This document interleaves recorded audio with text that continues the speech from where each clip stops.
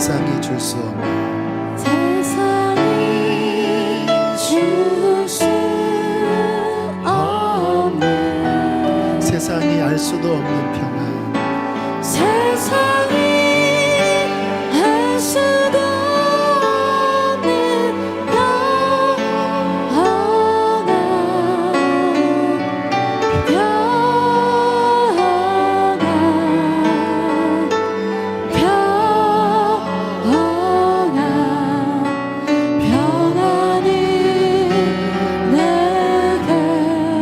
우리 한 번 더 옆에 있는 분에게 낭독해 주실까요? 평안을 너에게 주노라 평안을 너에게 주노라 세상이 줄 수 없는 세상이 줄 수 없는 세상이 알 수도 없는 평안 세상이 알 수도 없는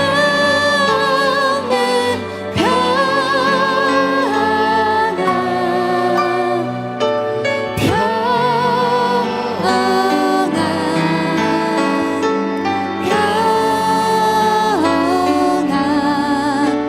평안을 내게 주노라 평안을 너희에게 끼치노니 곧 나의 평안을 너희에게 주노라 내가 너희에게 주는 것은 세상이 주는 것과 같지 아니하니라 너희는 마음에 근심하지도 말고 두려워하지도 말라 아멘. 우리가 신앙생활을 하면서 가장 큰 선물 가운데 하나가 이 말씀이 우리 안에 성취되는 것입니다. 참 신비하지요.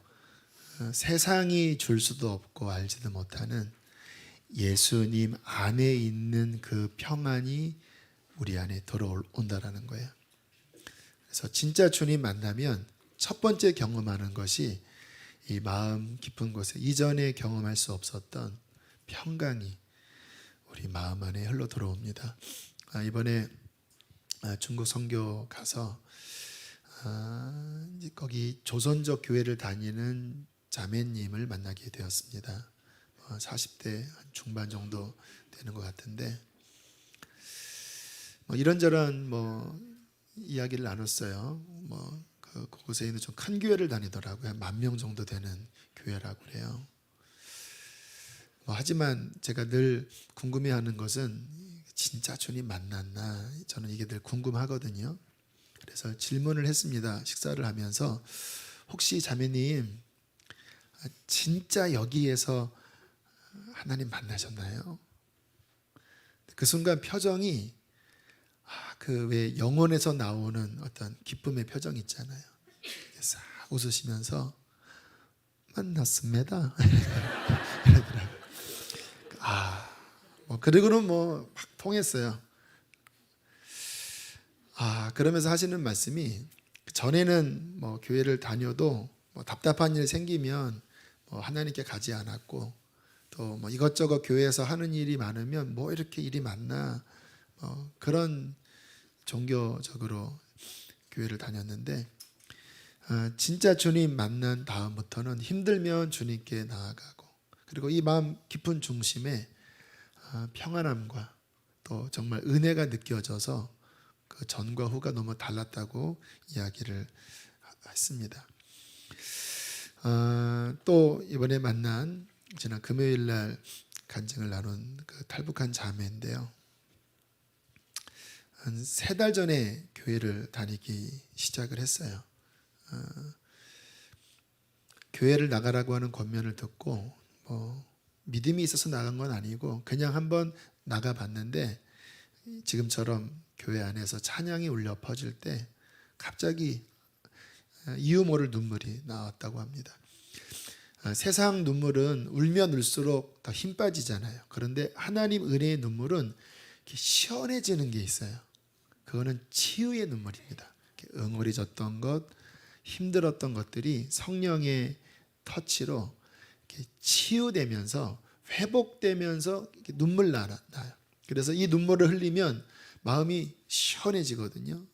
자매가 그러더라고요. 마음의 묵은 때가 씻겨져 내려가는 것 같았다고. 그래서 너무너무 좋아서 예배 끝나고 바깥에 나가는 게 싫었대요. 나가면서 벌써 마음이 좀 이렇게 흐트러지는 것 같으니까. 전에는 우울증이 있었던 것 같다고 이야기하더라고요. 우울증이라는 말을 몰랐는데 뭐 이런저런 TV를 보니까 이게 우울증이로구나. 죽고 싶고 아침에 일어나면 하루를 또 어떻게 사나 지루하게 느껴지고. 그런데 주님 만나면서 그 마음 깊은 곳 안에 어떤 평안과 안식이 주어졌다고 그래요. 그 선교사님이 저희 교회 그 양육 제가 설교한 그 설교 영상 설교한 것들을 이렇게 USB로 줬는데 그 설교를 매일 듣는데요. 한 자를 놓치기 싫어서 그냥 집중해서 듣는다고 하더라고요. 그 전에는 점심에 아이가 밥 먹으러 오거나 그 남편이 밥 먹으러 오면 이렇게 밥 해줬는데 지금은 집에 들어오지 말라고. 그 나가서 학교에서 돈 내고 그 학교에서 밥 먹고 당신도 식당에서 사 먹으시라고. 말씀 듣고 싶은 그 마음.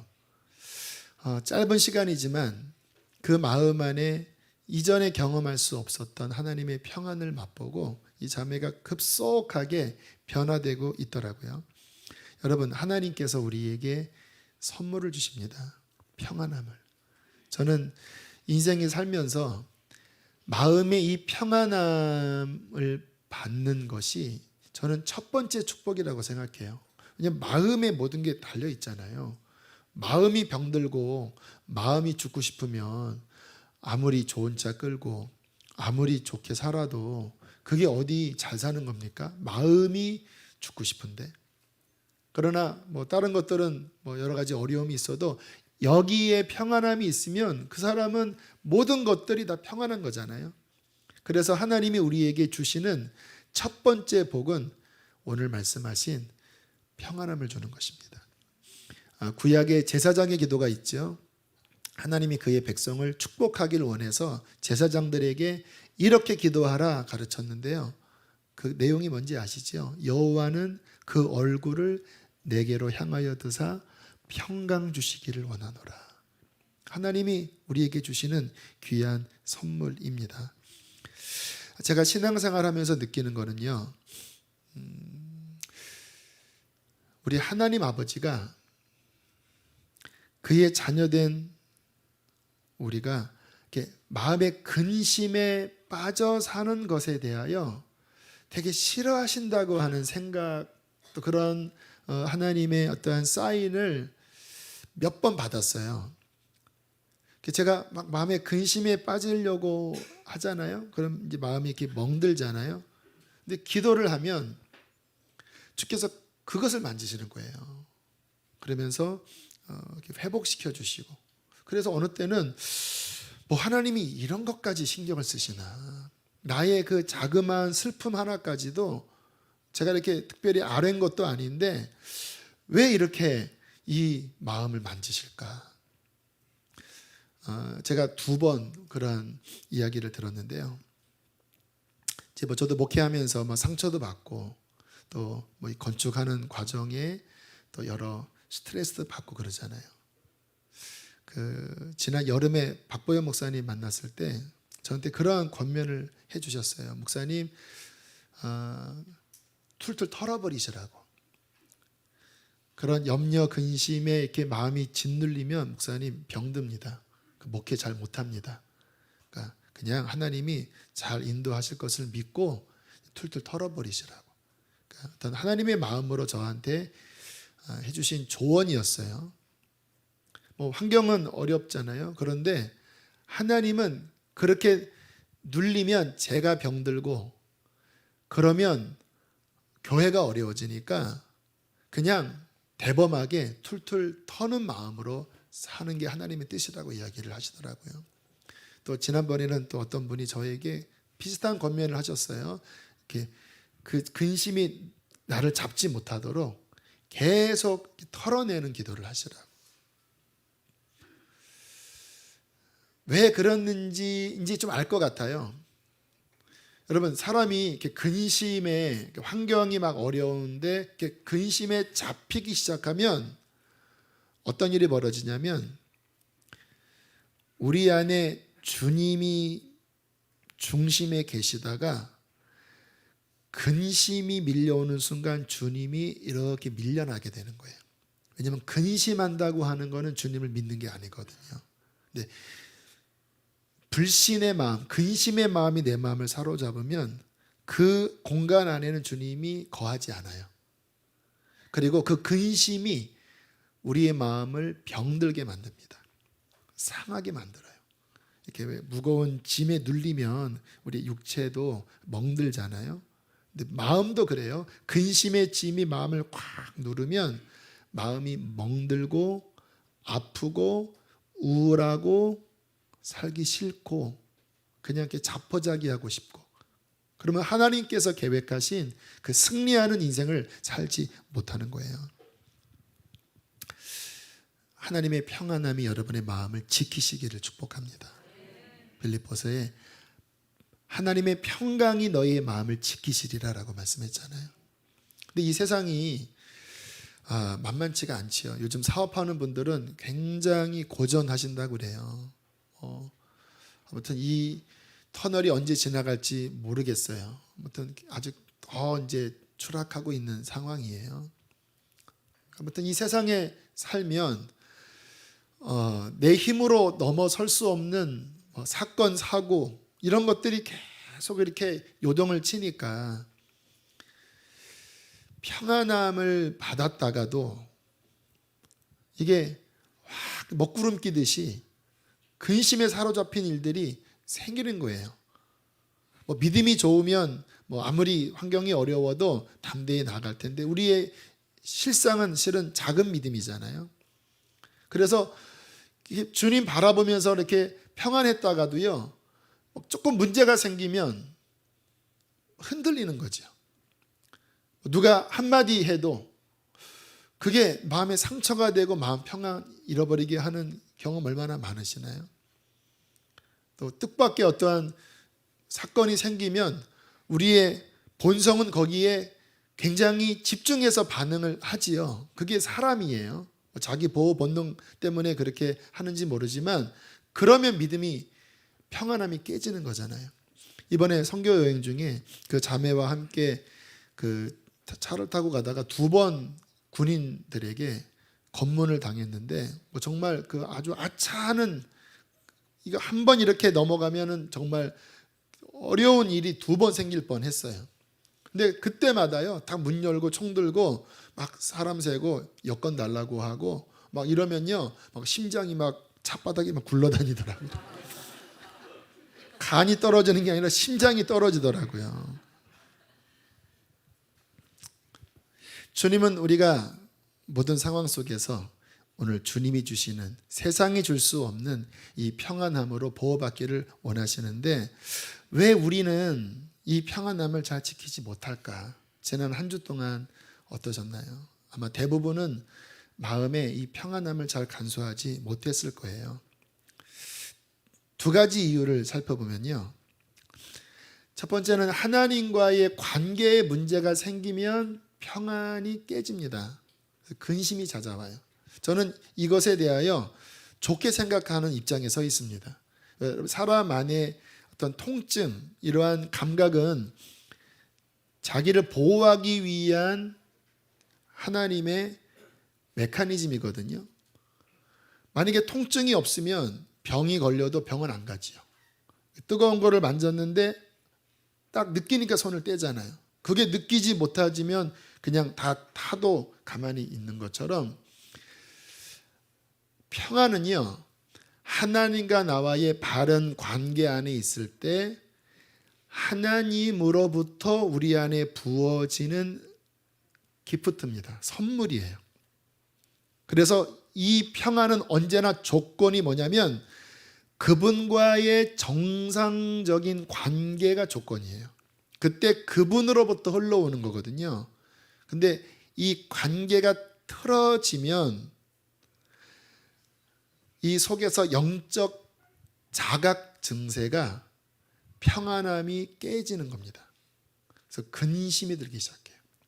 많은 분들이 주님 뜨겁게 만난 다음에 이 평안함을 누리다가 점차 이 세상에 빠지고 또 죄에 물들고 막 그러면서 마음이 답답해진 분들이 많이 계셔요. 오늘 말씀과 반대잖아요. 세상에 줄 수 없는 평안함을 주니까 근심하지도 말고 두려워하지도 말라. 이게 주님의 우리에게 주시고자 하는 축복인데, 근데 마음이 답답하고 그냥 가만히 있으면 이 속에서 한숨이 나오는 거 있죠. 저는 그럴 때면 주님 앞에 무릎을 꿇습니다. 다른 데서 답이 없어요. 주님과 나와의 관계의 문제예요. 어느 때는 밤에 잠이 안 올 때도 있어요. 이 속에서 계속 어떠한 일로 마음에 막 괴롭고, 그때 무릎 꿇고 하나님 회개합니다. 저 도와주십시오. 저는 연약합니다. 하나님 순종하게 도와주세요. 그렇게 1시든 12시든 일어나서 기도하고 하나님과의 마음을 좀 정리하면 주님께서 그런 느낌이 들어요. 이제 됐다. 이제 자라. 내일 새벽 기도 가야지 그런 느낌에, 그러면 주님께 맡기고 다시 잠을 자기도 해요. 또 하나의 평강이 깨지는 이유가 있어요. 주님과의 관계가 나쁜 건 아닌데 이 환경에 휘둘릴 때 환경을 바라보는 거예요. 오늘 간증한 형제가 그랬잖아요. 파도를 바라본 베드로가 물에 빠진 것처럼 누가 이렇게 안 좋은 말을 했는데 거기에 내 마음이 꽂혀버리는 거예요. 그러면 그 순간 하나님 바라볼 때 평안함이 임했는데 그 말에 집중을 하는 순간 평안함이 깨질 수밖에 없지요. 또 지금같이 이렇게 막 여러 시국이 막 복잡할 때 계속 그 TV 또 그 뉴스에 집중해 보세요. 그러면 우리의 관심이 하나님 중심이 되는 게 아니라 그러한 것들의 중심이 되면서 막 분노가 일어나고 막 그냥 이 세상에 대해서 막 쏟아내는 그런 생각들이 일어날 때 우리 안에 하나님 평안함이 잃어버려져요. 아마 우리나라 국민들이 또 크리스찬들이 이 지난 10월부터 지금까지 오면서 그로 인하여 얼마나 많이 우리의 생각이 평안함을 잃어버렸는지. 여러분, 우리는요 평안함을 지키기 위해서 그 순간, 우린 세상에 사니까 그런 일들을 겪을 수밖에 없어요. 그런 거 겪지 않으려면 산으로 가야 되겠죠. 산에 가도 요즘은 겪어요. 스마트폰이 있기 때문에 무덤에 가야 됩니다. 그런 거 안 겪으려면. 이 땅에서는 주님은 피하라고 말씀하지 않아요. 통과해야 돼요. 근데 그 순간 믿음은 뭐냐면 그 순간 주님 바라보는 겁니다. 저 같은 경우 그 훈련을 하나님이 그래도 잘 시켜주신 것 같아요. 딱 그 순간에 사람이니까 반응하잖아요. 막 마음이 두렵고 또 막 때로는 막 떨리고 답답하고 또 분하기도 하고 하는 그 순간, 이게 아무리 알아도요 어쩔 수 없어요. 사람은 그렇게 반응해요. 근데 믿음은 뭐냐면 그 순간 주님 바라보면서 주여 하는 겁니다. 주여, 이게 저입니다. 주님, 저를 주께 드립니다. 주님, 저를 붙들어 주세요. 그리고 시간이 지나면 오늘 말씀처럼 주님의 평안함이 제 마음을 이렇게 감싸 주세요. 그리고 이 상황을 어떻게 해야 될지에 대한 마음을 주세요. 그러면 저는 그 주님이 주시는 마음으로 움직이면 며칠 지나면 또 다시 하나님의 평강이 제 삶을 이렇게 감싸 주셔서 다시 이렇게 부드러운 마음을 유지할 수 있어요. 아마 그거를 못했다고 하면 저도 막 거칠어지고 막 쓴뿌리가 나서 아마 이 평안함을 지금처럼 전하지 못했을 거예요. 첫 아이 출산할 때, 이제 첫 아이 출산이니까 아무래도 기대가 많고 또 생각이 많잖아요. 그 당시에 이렇게 아내와 함께 어떤 책을 봤냐면 그 인권분만이라고 하는 책을 봤어요. 그러니까 일반 산부인과에서 아이를 낳는 이 환경이 산모한테나 아이한테나 좀 이렇게 부적절한 환경이 많대요. 의사가 좀 편리한 그런 환경이라고 아무튼 거기선 그러더라고요. 의사 계시면 죄송합니다. 그래서 그 인권 분만은 좀 아이에게 편안한, 또 산모에 있어서 좀 더 자연스러운 그 분만을 우리는 해야 된다. 뭐 그런 책을 보면서 야, 그러면 여보 내가 받을까 막 그랬어요. 그래서 우리 어머니한테 혼났습니다. 큰일 난다. 그래서 부천에 있는 그러한 조산소 참 좋은 곳인데요. 둘째 셋째는 거기서 났어요. 이제 거기 딱 예약을 해놓고, 근데 제가 이제 그 해에 선교훈련을 받고 있었고, 그리고 1박 2일 수련회가 이제 출산 한 일주일 전후였어요. 한 3, 4일 전후였나? 근데 저만 가면 안 되잖아요. 밤에 진통이 일어나면 제가 차를 태워야 되는데, 그래서 이 수련회를 아내와 같이 갔어요. 그런데 첫날 밤에 집회하다가 양수가 터져버렸습니다. 근데 이게 분만하려고 나온 게 아니라 무리해서 터진 거예요. 그래서 이제 조산소를 갔더니 여기는 주사를 안 놓습니다. 자연분만이기 때문에 진통이 안 일어나면 병원으로 가야 합니다. 그러니까 우리의 계획이 다 어그러져 버린 거죠. 점점 양수가 빠지니까 아이는 이제 위험해지기 시작했고, 그래서 빨리 병원으로 가라고 그래서 차를 타고 한 4, 50분 이제 제 기거하는 그 평택 쪽으로 가는 그 차 안에서 심정이 좀 복잡했어요. 아니 그렇게 기도했는데 또 이거 어떻게 될까, 이게 좀 위험한 건 아닌가, 그런 제가 이제 주여 하고 바라봤는데 이 깊은 데서 찬양이 나왔어요. 근데 환경과는 좀 다른 찬양이었습니다. 뭐 평안을 이런 찬양이 아니었고, 마지막 날에 내가 나의 영으로 모든 백성에게 부어주리라. 자녀들은 예언할 것이요, 청년들은 환상을 보고 아비들은 꿈을 꾸리라. 근데 막 이 찬양이 나오는데 그런 느낌이었어요. 어떤 소망 있잖아요. 나의 성령을 부어서 그렇게 이 마지막 시대에 하나님의 일을 선포하는 뭐 그런 어떤 꿈들이 제 안에 막 일어났어요. 물론 지금 전혀 그와 상관없는 모습이에요. 뭐 공부도 하기 싫어하고 뭐 교회도 막 옮기고 싶다는 이런 얘기도 뭐 얼핏 하더라고요. 분당 우리 교회 가고 싶다는 얘기를 했다고 그래요. 그리고 오직 농구만 좋아해요. 농구만. 뭐 추운 날에도 반바지 입고 농구하러 가고, 거의 뭐 애서 같은 스타일입니다. 이렇게. 하지만 그때는 그 차 안에서는 뭔가 잘은 모르겠지만 깊은 데서 주님이 주시는 위로, 평안함. 근데 그렇게 될 수 있었던 거는 그 종이 한 장 차이입니다. 제가 그 순간 주님 바라보는 거예요. 저는 우리 성도님들이 삶에서 이 훈련만 연습하면 승리할 수 있다고 믿습니다. 왜냐하면 많은 분들이 그 상황이 오면 이 본성으로 반응들을 많이 하시더라고요.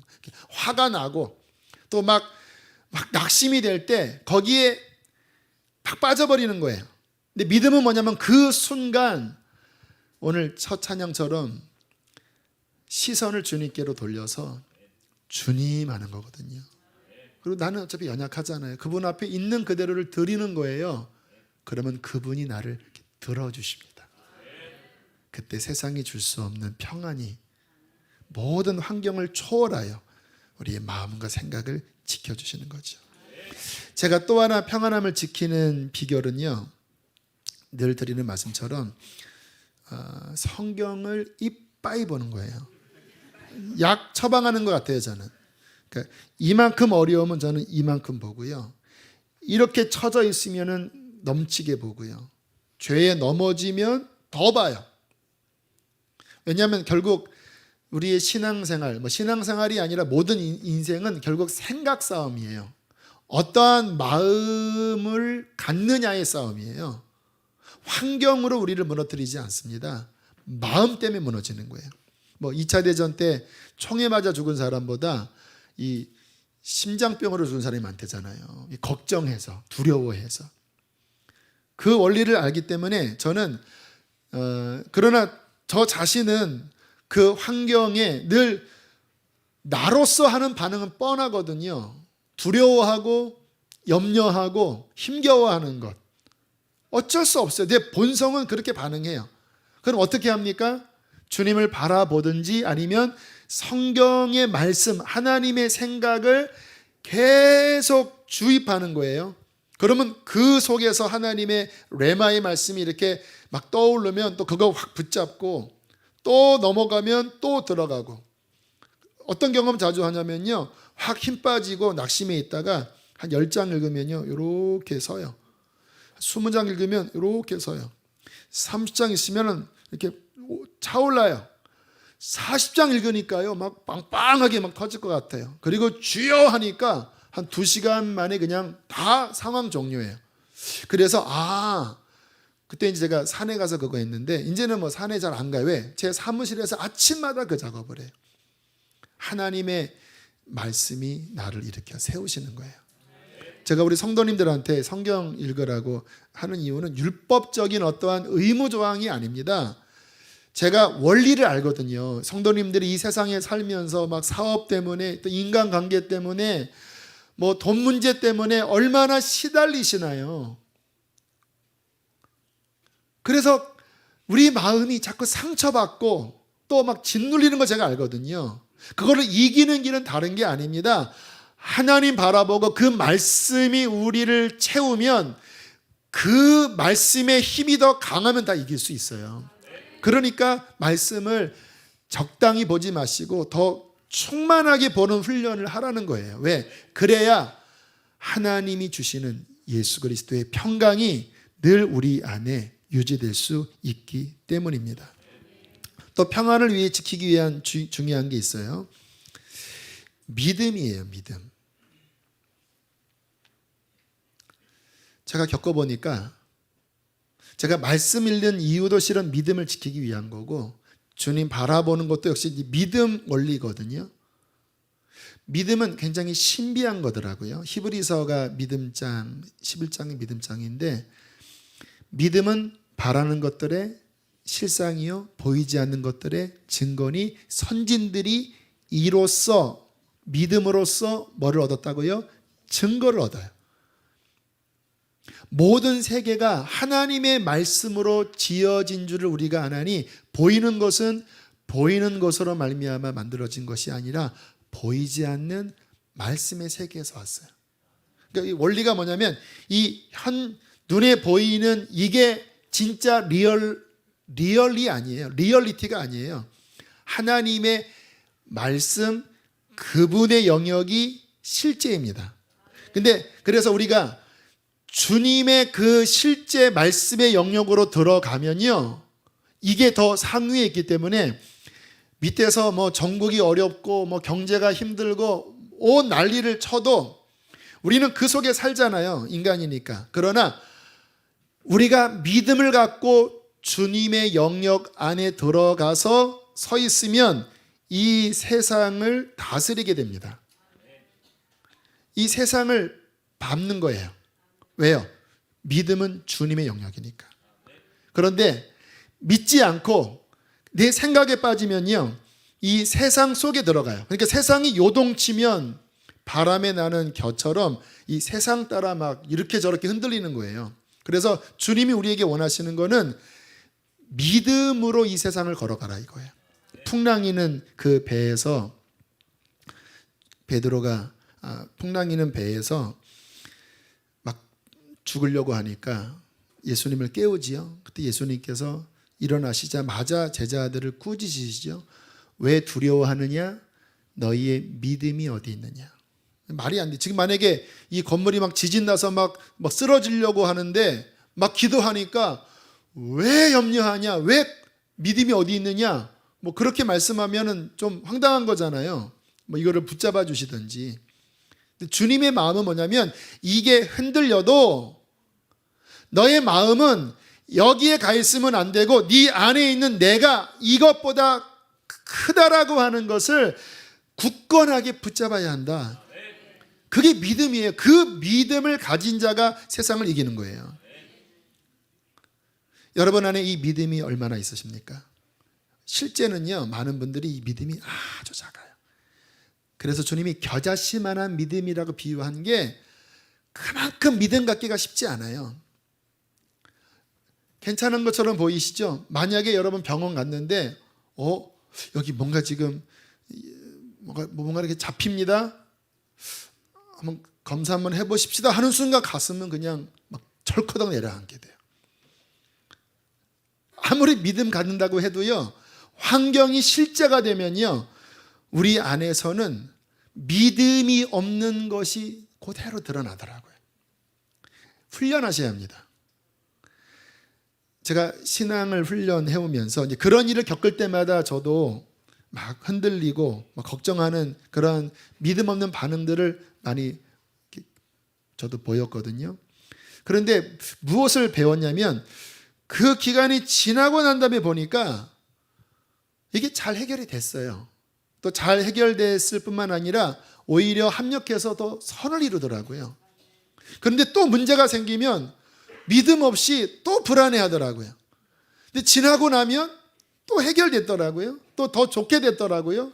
근데 그 다음에 또 문제가 생기면 또 불안해하고 또 낙심하고, 그렇게 굉장히 많은 것들을 반복하면서 제가 결단을 해버렸습니다. 주님, 알겠습니다. 또 이런 일이 닥치면 그때는 믿음 없는 자처럼 그렇게 이제는 제가 불안해하지 않을게요. 얼마나 믿음 없어서 주님 속상하겠습니까?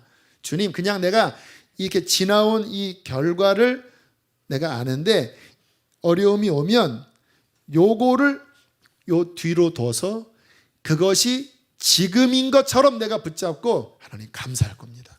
제가 마음을 단단히 먹은 거예요. 그리고 지난 여름에 교회 안에 재정적인 파동이 있었을 때 그때 제가 진짜 막 이를 악물고 막 싸웠습니다. 환경 바라보면 막 늪에 빠진 것 같아요. 그러나 고개를 바짝 들고 막 제가 믿음을 붙잡았습니다. 주님, 저는 낙심하지 않아요. 왜요? 하나님, 주님 통치하십니다. 이 일이 제가 계획한 게 아니라 하나님으로부터 이 건축이 시작된 거 아닙니까? 주님, 저는 믿습니다. 하나님, 결코 망하지 않을 것입니다. 그러나 막 순간순간 굉장한 이렇게 파도를 탔는데 막 낙심하려고 할 때가 막 올 때 다시 제 입을 부여잡고 낙심의 말을 하지 않고 주여, 내가 믿습니다. 저는 감사할 것입니다. 그렇게 싸웠는데, 그렇게 싸우니까요, 이게 딱 떨어지려고 하다가 믿음을 붙잡는 순간 탁 지탱이 되는 거예요. 또 막 빠지려고 하는 순간 믿음을 지탱하는 순간 마음이 또 지켜지는 거예요. 그렇게 한두 달 지나니까 환경은 변화되어 있더라고요. 잘 보세요. 만약에 제가 이 요동치는 과정 가운데 믿음을 붙잡지 않았다면 막 이 순간에 낙심하고 막 좌절하고 두려워하고 마음은 상할 대로 상하고 막 이렇게 해서 지친 가운데 딱 나왔더니 주님이 해결해 주셨거든요. 감사하지요. 하지만 얼마나 부끄럽습니까? 또 너는 이 상황에 또 믿음을 내게 보이지 않았느냐? 주님이 책망하지 않겠습니까? 여러분, 믿음을 붙잡으십시오. 믿음이 이기게 하는 거예요. 믿음은 주님을 바라보고 그분이 통치자이고 그분이 내 인생의 주관자이고 그분이 함께 하시고 그분의 인도함대로만 따라가기로 결정하면 그분께서는 가장 선한 길로 우리를 이끌어 주실 것입니다. 마지막, 이 평안을 누리는 가장 중요한 길에 대하여 말씀을 드리려고 해요. 오늘 이 말씀, 이 결론이자 가장 드리고 싶은 말씀이에요. 언제 이 하나님의 평안함이 우리 안에 가장 충만하게 임하는지 아세요? 하나님의 뜻에 순종할 때예요.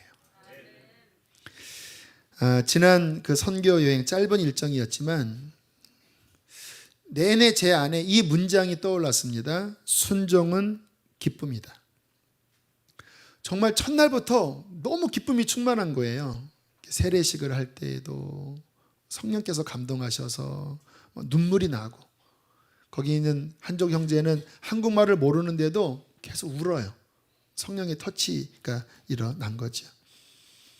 거기 온 자매는 혹시 우리가 작전을 짜고 이렇게 팔아먹을까 하는 염려 때문에 칼을 갖고 왔대요. 문제가 생기면은 자신을 찌르려고. 그런 일사각오로 온 건데, 그러니까 하나님께서 은혜를 많이 주시고, 뭐 저 같은 경우도 일정상 이게 가는 게 어떠나 했지만 선교사님들을 좀 격려하고 싶은 마음이 있었거든요. 그러니까 우리도 순종한 거죠. 또 어떤 권사님은 몸이 안 좋은 가운데 또 순종하고, 이게 순종의 집합의 일정이었는데요. 그러니까 이게 환경은 뭐 열악하지요. 뭐 영하 20도, 뭐 바람까지 불면 뭐 30도 되는 것 같아요. 뭐 진짜 칼바람이 부는 뭐 그런 일정이었지만, 이 심령 안에는 순종의 길을 걸어가기 때문에 그분으로부터 오는 기쁨이 계속 샘솟는 거예요. 여러분, 사람이 기쁨과 평안은요, 이게 여러 루트에서 와요. 사람이 육신이 있잖아요. 이 육신의 쾌락이 있지요. 막 뭔가 막 맛있는 거 먹고, 또 막 술을 마시고, 또 막 마약을 하면 이 육체의 말초 신경에서 자극되는 쾌락이 있지요. 근데 이거의 함정이 뭔지 아세요? 그 다음 쾌락을 느끼려면요, 강도를 높여야 한다고 그래요. 그래서 중독 증세가 나오면서 몸이 망가지지요. 사람의 마음이 있습니다. 지정의 인간의 heart. 이 안에서 기쁨이 있어요. 그렇죠. 좋은 일이 생기면 기쁘지요.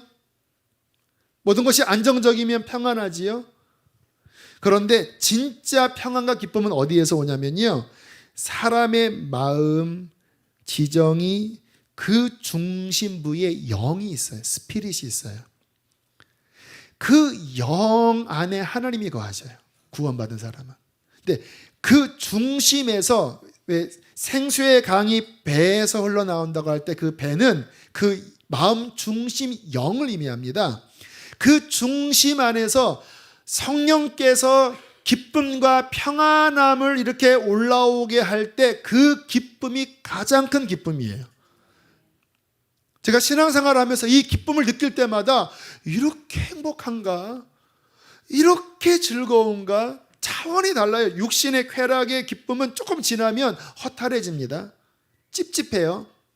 마음의 평안함은 좋긴 하지만 그 정도는 아니에요. 뭐 100분의 1도 안 돼요. 그러나 영 안에서 성령이 하늘의 기쁨과 평안함을 속에서 샘솟듯 올라오게 할 때, 그것은 정말 그 어떤 것과도 비교할 수 없는 천국의 기쁨이에요. 근데 이게 언제 주어지는지 아세요? 순종할 때입니다.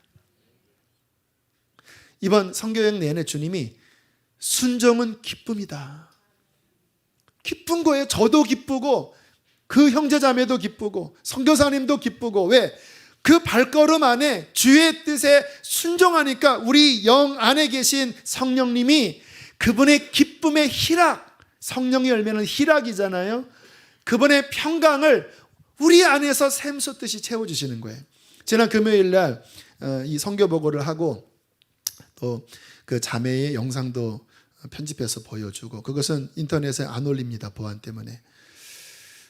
그러고 난 다음에 이제 찬양을 하는데 제 마음 안에 이번에는 좀 이 북한 선교를 위하여 헌신한 분들을 일어나게 해야 되겠다.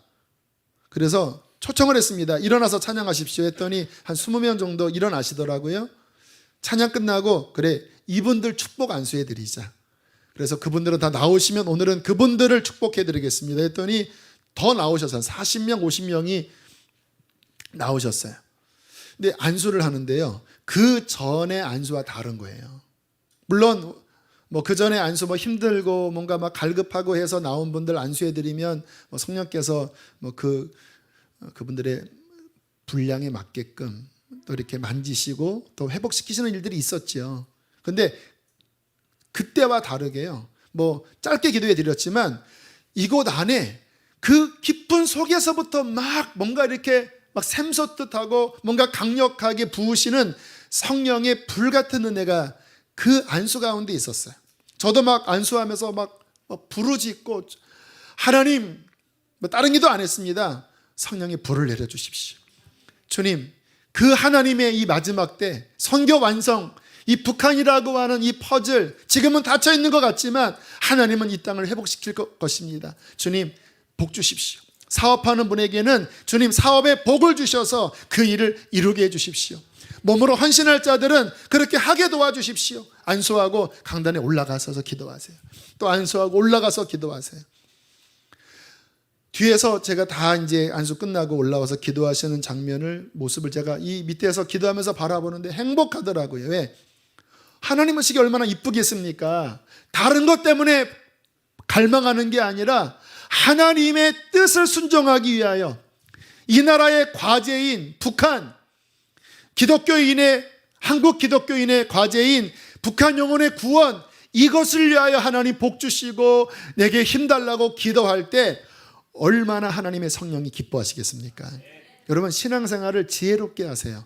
하나님의 뜻에 멀리 있으면서 복 달라고 끄집어 당겨도요, 어린아이 신앙 때는 주님이 그 신앙 체험을 위해서 이렇게 그렇게도 하시지만 어느 단계 넘어가면요, 주님은 일로 와라 그러십니다. 내 순종의 길로 돌아와라. 나를 사랑하면 내 계명을 지켜라. 그리하면 너의 마음에 평안이 있을 것이다.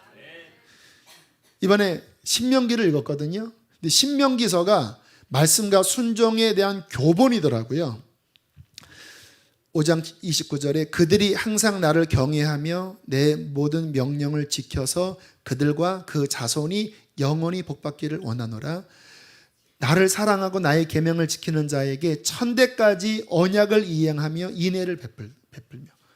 그러니까 주님이 그건 거예요. 너 나 사랑하고 나 사랑하는 마음 때문에 내 계명을 지켜라. 그러면 너에게 복을 주어 너뿐만 아니라 네 자손 천대 이르기까지 내가 복을 줄 것이다. 순종은 복입니다. 순종은 기쁨이에요. 신약에 넘어와서는 주님께서 똑같은 이야기예요. 나를 사랑하면 내 계명을 지켜라. 그리하면 보혜사 성령을 부어줄 것이고 세상이 줄 수 없는 나의 평안함이 너의 마음, 나의 길을 걸어가며 어려움이 있지만 나의 평안이 너의 마음과 생각을 지킬 것이라고 말씀해 주시는 것입니다. 사랑하는 성도 여러분, 순종하십시오. 억지가 아니라 정말 그 하나님 사랑하는 마음으로 그의 뜻을 구하세요. 물론 우리는 연약하기 때문에 주의 뜻에 순종하는 것이 쉽지는 않아요. 그래서 성령님이 오신 거예요. 성령님이 감동하셔요. 이번 저도 선교 여행 중에 결혼하는 그분들에게 시계를 좀 사줘야 되겠다 하는 마음이 일어났어요. 뭐 여비를 가져갔으니까. 너무 기뻐요. 주는 게 기뻐요. 왜요? 하나님의 감동에 순종하는 거니까. 그러나 어느 때는 저도 순종하기는 것이 싫을 때도 있어요. 그때는 저는 어떻게 하는지 아세요? 있는 모습 그대로 드립니다. 하나님, 이걸 보십시오. 이게 저입니다. 주님은 이렇게 되기를 원하시는데 저는 지금 틀어져 있습니다. 주님, 이게 저입니다. 저를 만져주십시오. 그래서 보혜사 성령님이 오신 것 아닙니까? 저를 드립니다. 저를 다루십시오.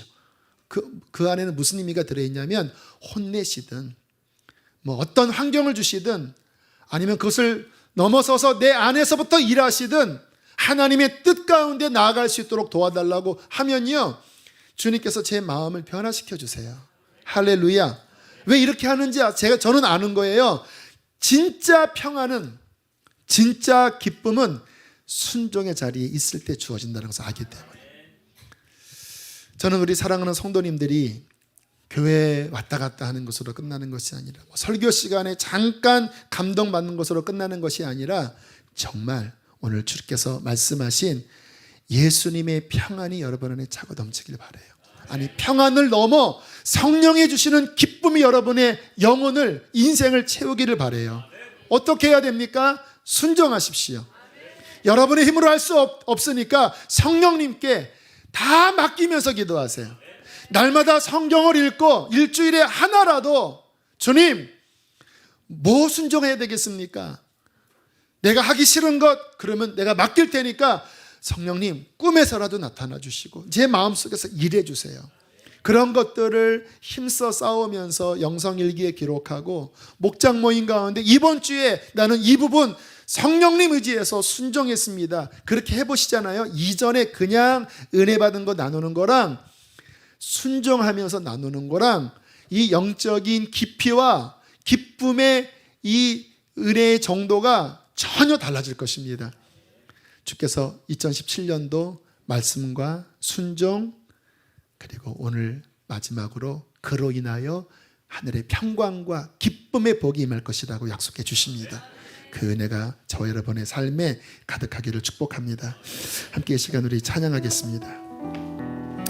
아까 불렀던 찬양입니다. 평안을 너에게 주노라. 평안을 너에게 주노라. 세상이 줄 수 없는, 세상이 줄 수 없는, 세상이 알 수도 없는 평안, 세상이 알 수도 없는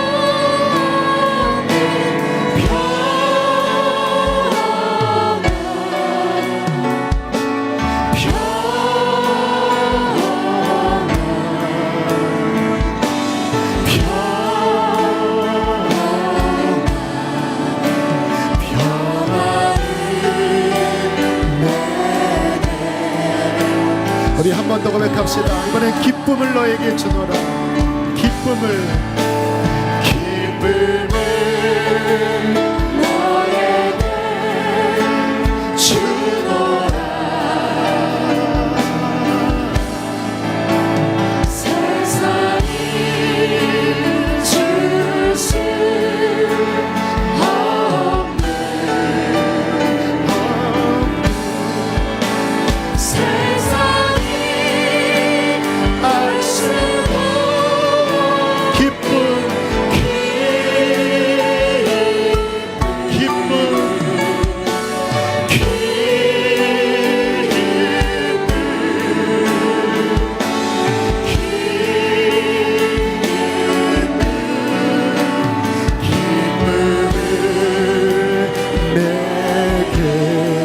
우리 한 번 더 세상이 알 수도 없는 평안, 세상이 알 수도 없는 평안을 너에게 주노라. 평안, 주님 근심에 빠져있는 자들을 건져주십시오.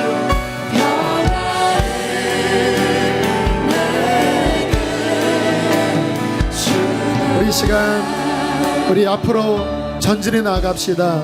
혹시 근심에 한 주 동안 잡혀 있었던 분들이 있으시나요? 왜 그랬을까요? 환경을 바라봐서 그래요. 왜 그랬을까요? 하나님과의 관계에 틀어진 게 있어서 그래요. 그러나 오늘 주님께서 우리를 부르십니다. 내게로 와라. 순종의 길로 와라. 네가 할 수 없으면 도움을 청해라. 주께서 그분의 평강이 여러분의 마음을 회복해 주실 것입니다. 씻어 주실 것입니다. 주님, 당신의 길을 걸어가게 해주십시오. 내 삶의 작은 영역부터 순종하며 나가게 도와주십시오. 성령으로 채워주십시오. 우리 이 시간 간절히 함께 기도하시겠습니다. 할렐루야. 살아계신 하나님 아버지 찬양합니다. 우리를 참된 평안의 길로 이끄시는 하나님, 순종하라 하시는 주님, 우리가 순종하길 원합니다. 순종하길 원합니다. 내 모든 인간의 염려 근심을 다 내려놓습니다. 사람의 생각을 다 내려놓습니다. 인간의 모든 근심을 다 내려놓습니다. 다 내려놓으세요. 인간의 생각들을 다 내려놓으세요. 주의 마음을 부어주십시오. 주님을 바라봅니다. 주님을 의지합니다. 주님을 붙잡습니다. 할렐루야. 주님 축복해 주십시오. 하늘의 문을 열어주시고 우리 안에 하나님의 평안함이 회복되어지게 하여 주십시오. 회복되어지게 하여 주십시오. 회복되어지게 하여 주십시오.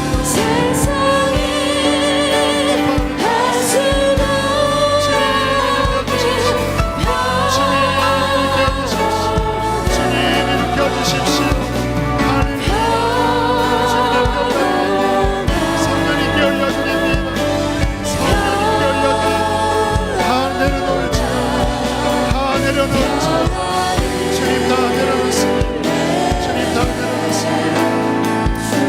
시간 1분만 더 기도할게요. 여러분 내려놓으라고 하는 마음을 주십니다. 여러분이 자꾸 이렇게 힘을 주고 자꾸 쥐려고 하는 게 있어요. 여러분이 주인 아닙니다. 예수님이 주인이에요. 여러분이 다 내려놓고 그저 성령님 도와주세요. 저를 이끌어주세요. 그러면 그분이 평안의 마음을 주실 거예요. 그대로 가면 됩니다. 우리 한 번 더 기도할 때 내려놓는 기도하시고 간절하게 성령님 나를 이끌어 달라고 우리 한 번 더 기도할게요. 기도합니다. 할렐루야. 성령님 내려놓습니다. 기름 부어주십시오. 기름 부어주십시오. 위로하여 주십시오. 위로하여 주십시오. 위로하여 주십시오. 풀어주십시오. 풀어주십시오.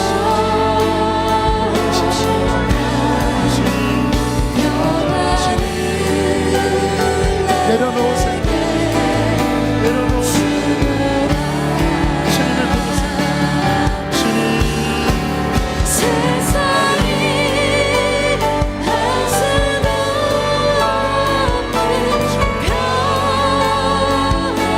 할렐루야. 할렐루야. 할렐루야.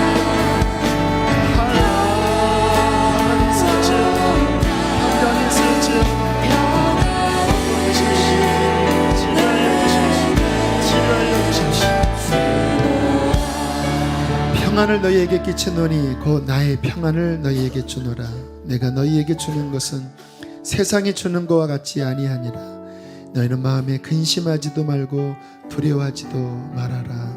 하나님, 우리 사랑하는 성도들의 마음을 만져주십시오. 주님, 치유하여 주십시오. 주님이 이 귀한 선물을 날마다 우리에게 주시기를 원하는데 주여, 우리는 세상에 헤매고 내 인간의 생각에 빠져 있어서 이 평안함을 잘 누리지 못하는 어리석은 자들임을 고백합니다. 그러나 오늘 다시 주의 말씀 앞에 나옵니다. 주님의 평안 앞에 나옵니다. 다 맡겨드릴게요. 내 인생의 주인은 주님이십니다. 하나님의 평안함을 부어주세요. 멍들고 상한 마음들 치유해 주세요. 주님의 힘으로 일으켜주세요. 이 길을 걸어갈 수 있도록 힘을 주세요. 용기를 주세요. 지혜를 주세요. 평안함을 주세요. 그러나 주님, 내가 나의 길을 걸어간다면 이 평안과 기쁨은 약할 것입니다. 주님, 오늘 말씀처럼 순종하게 해주십시오. 나로서는 어렵지만 보혜사 성령님 의지합니다. 주께서 기뻐하시는 그것을 나도 추구하게 하시고 당신의 길에 나도 서게 해주십시오. 우리 사랑하는 성도들, 또 한 주간 일터에서 또 삶의 많은 현장에서 많은 씨름들을 합니다. 주님, 믿음 잃지 않게 하여 주시고 그 속에서 주님을 바라보게 해주십시오. 마음으로라도 주여 부를 때에 하나님 그곳에 임재하여 주시고 저들을 보호하여 주십시오. 오히려 이들 안에 있는 평안이 세상에 흘러나가게 하여 주십시오. 그들에게 빛으로 비춰지게 하여 주십시오. 강건할지어다. 몸이 아픈 자들이 있습니까? 마음이 아픈 자들이 있습니까? 주님, 치유하여 주시고 강건케 하여 주십시오. 가정을 축복합니다. 멀리 외지에 있는 자녀들을 축복합니다. 부모님을 축복합니다. 그곳에 평안이 함께 주십시오. 축복합니다. 귀하님을 봉헌하오니 기쁘게 받으시고 하나님 영광 위하여 사용하여 주십시오. 이제는 우리를 죄에서 건지신 예수 그리스도의 은혜와 하늘아버지의 그 크신 사랑과 성령의 평안함 주심이 예배하는 모든 이들의 삶 속에 함께 하시기를 축원하옵나이다. 아멘.